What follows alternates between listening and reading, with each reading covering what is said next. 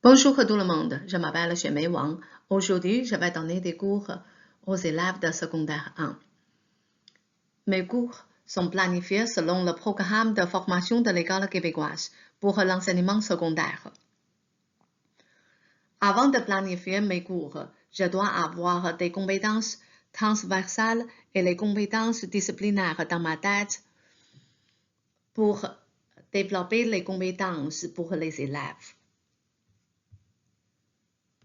Maintenant, on va voir. Aujourd'hui, je vais donner des cours qui s'appellent Mes origines. Mes élèves sont groupe 201, 25 élèves. Tout d'abord, je vais accueillir les élèves de la façon très chaleureuse pour avoir un bon lien avec les élèves. Ensuite, comme d'habitude, je vais répéter les règles. Après, généralement, j'ai écrit le menu sur le tableau aussi. Mais aujourd'hui, on peut voir, j'ai 5 périodes de cours à donner. Tout d'abord, la première période de 75 minutes. Le titre, c'est « Découvrez l'origine de votre nom de famille ». Le suivant, c'est ma planification. Tout d'abord, je vais demander les élèves, OK, c'est quoi votre nom de famille? Il semble c'est une question très simple. Mais cette partie, je sais que c'est pour motiver les élèves. Et puis, je vais encourager les élèves pour écrire leur nom de famille sur le tableau. Mais cette partie, je vais développer la compétence de réagir oralement pour les élèves. Et puis, je vais continuer à demander, poser des questions. Par exemple, OK, votre nom de famille, mais vous savez quelle image que votre nom de famille représente? Vous connaissez l'histoire du nom de famille. Mais cette partie, ça peut motiver, encourager les élèves d'avoir plus des idées. Ensuite, mais je sais que cette partie, parce que je sais clairement peut-être cette partie, les élèves sont un peu mélangés, ne sont pas très clairs. Mais généralement, je vais donner un exemple. Cette partie, c'est la démonstration par l'enseignante. Par exemple, quelle est la signification du nom chevalier? Et puis, regardez ici, il y a la définition, il y a l'image. De cette façon, les élèves vont savoir, oh oui, ok, je vais essayer de trouver l'image de notre famille et puis la signification de nom de famille. Mais cette partie, c'est pour les élèves à bien comprendre leur tâche. Et puis maintenant, c'est les élèves à faire leurs activités. Je vais leur demander de chercher les informations et puis ils peuvent utiliser les ordinateurs que j'ai empruntés de l'école.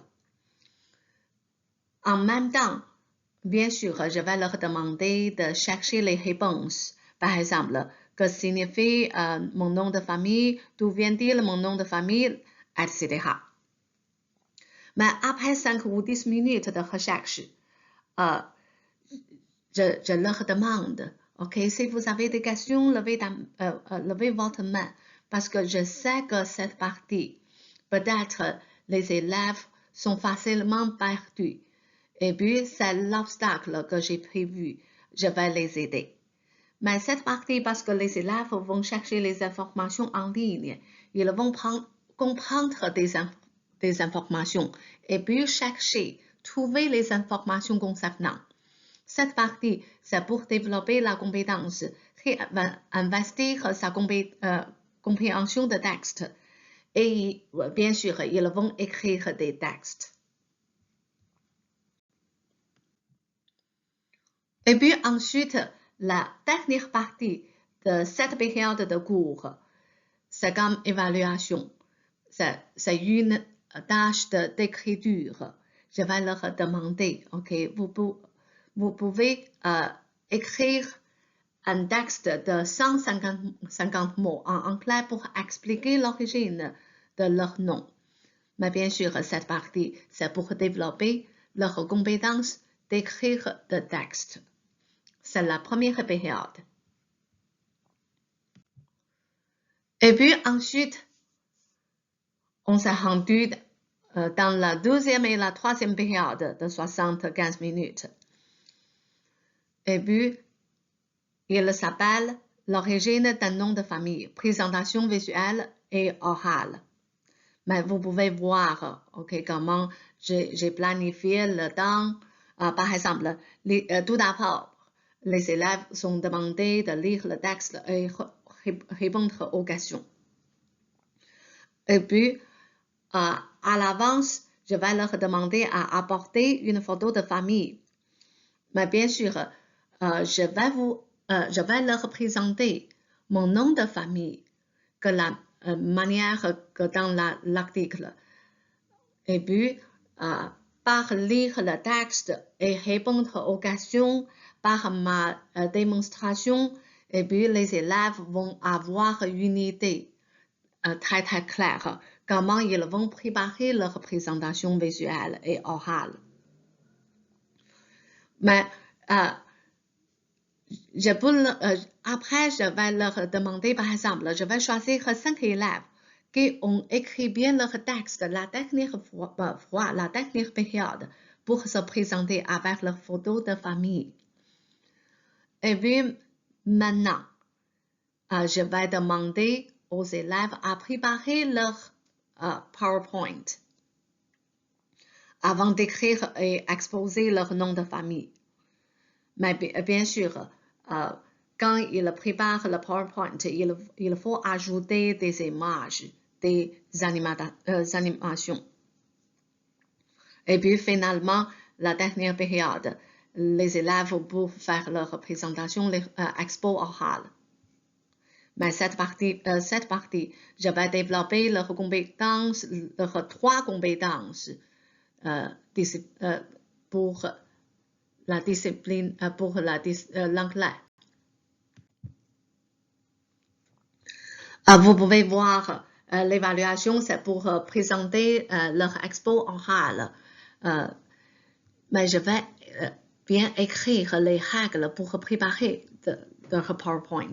Par exemple, il faut ajouter des images et puis mettre des images servent à expliquer le sujet au lieu de vous amuser. Parce que selon mes expériences, beaucoup des élèves sont perdus quand ils préparent leur présentation orale. Et puis, on a besoin des informations concernant. C'est pas pour amuser, c'est pas pour seulement rire. Et puis, il faut préparer entre 5 et 10 pages totalement. Et puis, chaque page, on n'a pas besoin de phrases très longues. Et puis, la présentation va durer entre 2 et 5 minutes. Et puis, c'est la fin de la deuxième et la troisième période. Et puis, maintenant, c'est la dernière période. Ils vont faire le travail sur mon arbre généalogique. Et puis, mais cette partie, c'est comme je vais développer le sujet plus profond. Tout d'abord, je vais apporter une grande feuille, première version, avec la structure, c'est comme la structure non écrite d'un arbre à remplir. Et ensuite, les élèves vont présenter à l'enseignante la première version de son arbre avec les liens parentaux et l'origine de son propre nom de famille. Mais si la première version de leur arbre c'est correct, et puis je vais les encourager pour la production de la version finale de l'histoire de sa famille avec l'arbre, en utilisant sa créativité avec les crayons en couleur. Mais cet arbre, c'est pas pour les élèves à s'amuser, c'est pour eux à avoir une idée très claire pour la relation de la famille et puis pour préparer à leur écriture après. Mais pour les activités, je vais leur demander chaque groupe, c'est comme selon les continents différents. Par exemple, quels élèves viennent d'Asie, quels élèves viennent d'Afrique.